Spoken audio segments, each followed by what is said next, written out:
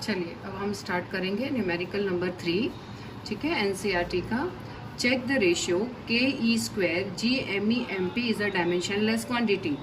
Look up the table of the physical constant and determine the value of this ratio and what this ratio signifies. ठीक है, हमें क्या निकालना है?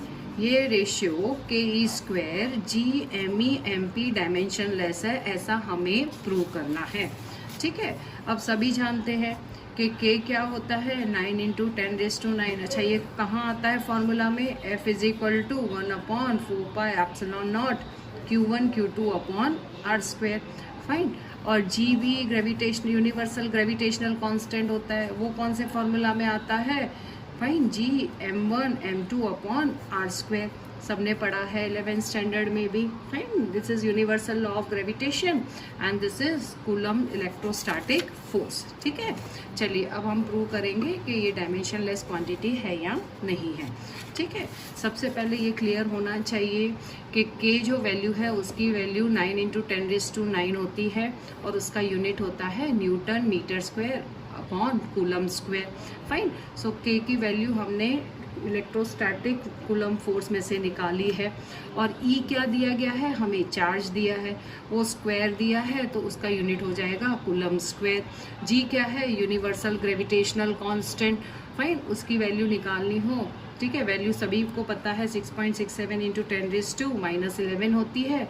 और जो उसका यूनिट हो जाएगा newton metre square upon KG square. Fine, M E क्या है? इधर हमें दो मासेस जो दिए हैं वो कौन क्या दिए हैं? इलेक्ट्रॉन एंड प्रोटॉन दिया गया है हमें. फाइन, और इलेक्ट्रॉन और प्रोटॉन का चार्ज सेम होता है. ठीक है, सबको पता है इस इलेक्ट्रॉन और प्रोटॉन का जो चार्ज होता है वो सेम होता है. और मास क्या होगा? 9.1 इंटू 10⁻31 होता है. और mass of proton is 1.67 into 10⁻27 kg होता है. ठीक है, अब हमें पहले में तो डायमेंशन प्रूव करना है, तो आप यूनिट से ही भी कर सकते हैं. k का यूनिट हमने निकाला है unit metre square upon coulomb square. ठीक है, कूलम्ब स्क्वायर को हमने न्यूमरेटर में लेके -2 कर दिया. ई स्क्वायर, ई का यूनिट होता है कूलम्ब और कूलम्ब स्क्वायर लिखा. ठीक है, प्लस माइनस दोनों कैंसिल हो जाएंगे. फाइन, अब जी का यूनिट होता है newton metre square KG square upon KG square, हमने -2 कर दिया है. ठीक है, ये हमने जी का यूनिट लिखा. एम ई और एम पी के यूनिट्स क्या होंगे? केजी, सो केजी स्क्वायर होगा. ठीक है, केजी निकल जाएगा. आप चेक कर सकते हैं, न्यूटन से कैंसिल होगा, मीटर स्क्वायर से कैंसिल हो जाएगा. ठीक है, every unit has been cancelled out. So what is the unit of the given ratio? It is a dimensionless quantity. कोई रेशियो नहीं है, तो you can write m0 L0 T0. ठीक है, ऐसे भी लिख सकते हैं. अब हमें वैल्यू निकालनी है. हर एक की वैल्यू हमें पता है. k की वैल्यू 9 इंटू 10⁻9 होता है. ये आप 1/4πε0 से भी निकाल सकते हैं. सबको पता है ε0 की वैल्यू 8.85 इंटू 10⁻12 स्टैंडर्ड यूनिट होता है. ठीक है, और E की वैल्यू 1.6 इंटू 10⁻19 कूलम, उसका स्क्वायर कर दीजिएगा. एम ई क्या है? 9.1 इंटू 10⁻31. जी की value 6.67 into 10⁻11. Fine, and what is the mass of the proton? That is 1.66 into 10⁻27. इसी रेशियो में हमने सारी वैल्यू इंसर्ट कर दी है. k की वैल्यू 9 इंटू 10⁻9, E की वैल्यू 1.6 इंटू 10⁻19, उसका स्क्वायर. G की value 6.67 into 10⁻11. Mass of an electron that is 9.1 into 10⁻31. Mass of the proton 1.66 into 10⁻27. ठीक है, ये रेशियो निकाला तो हमें क्या मिला? 2.287 इंटू 10⁻39. अच्छा, अभी ये रेशियो हमें क्या बताता है वो भी इम्पॉर्टेंट है. वैसे तो हमने थियरी में पढ़ा है दैट इलेक्ट्रोस्टैटिक फोर्स. ठीक है, ये रेशियो कितना आएगा? देखो, ये हमें एक्चुअल में क्या दिया गया है? ये ratio of electrostatic force upon coulomb force दिया है.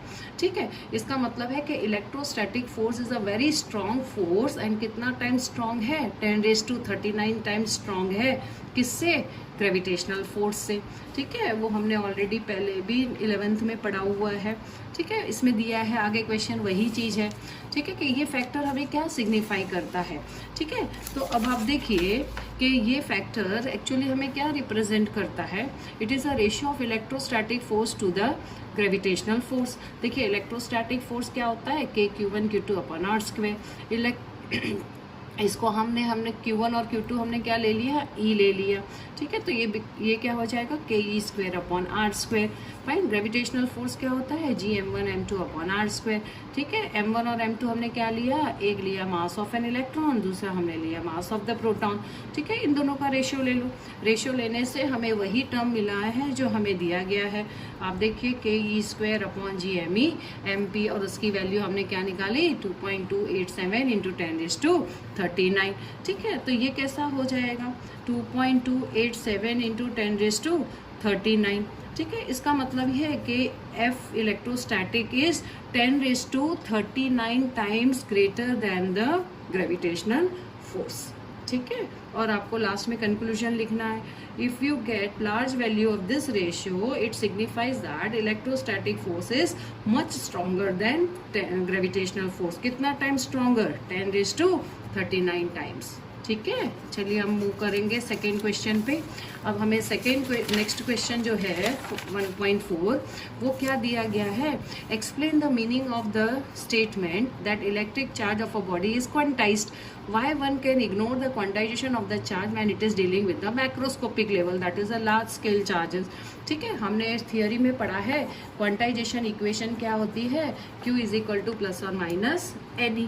ठीक है, इसका मतलब ये होता है कि total charge is always an integral multiple of minimum charge, और इन मिनिमम चार्ज की वैल्यू क्या होती है? 1.6 इंटू 10⁻19 कूलम। एन की वैल्यू एक इंटीजर है। ठीक है, it is also possible 0 plus और माइनस 1 प्लस और माइनस 2 प्लस और माइनस 3 एंड सो ऑन। ठीक है, प्लस इंडिकेट करता है प्रोटॉन, माइनस इंडिकेट करता है इलेक्ट्रॉन। देखिए अभी हमने वो लिखा है quantization of an electric charge means the total charge of a body is always an integral multiple of the basic charge. ठीक है, और वो बेसिक चार्ज क्या होता है? That is the charge of an electron. मतलब इतना ही चार्ज आप ट्रांसफर कर सकते हैं मिनिमम। ठीक है, और E की वैल्यू 1.6 इंटू 10⁻19 कूलम होती है। अब हमें ये पूछा है कि अगर हम माइक्रोस्कोपिक लेवल पे डील करते हैं तो हम क्वांटाइजेशन को इग्नोर करते हैं। क्यों ऐसा होता है? क्योंकि जब हम माइक्रोस्कोपिक लेवल पे इग्नोर करते हैं, ठीक है, उसमें E की वैल्यू तो स्मॉल है। ठीक है, दैट इज 1.6 इंटू 10⁻19। लेकिन N की वैल्यू जब लार्ज हो जाती है, ठीक है, सो चार्ज कैसा बिहेव करता है? It behave as it a continuous. Continuous means large amount of the charge is flowing. ठीक है, उस टाइम हम किससे डील करेंगे? ठीक है, कंटिन्यूअस डिस्ट्रीब्यूशन ऑफ चार्ज से डील करते हैं और क्वांटाइजेशन को हम निग्लेक्ट करते हैं।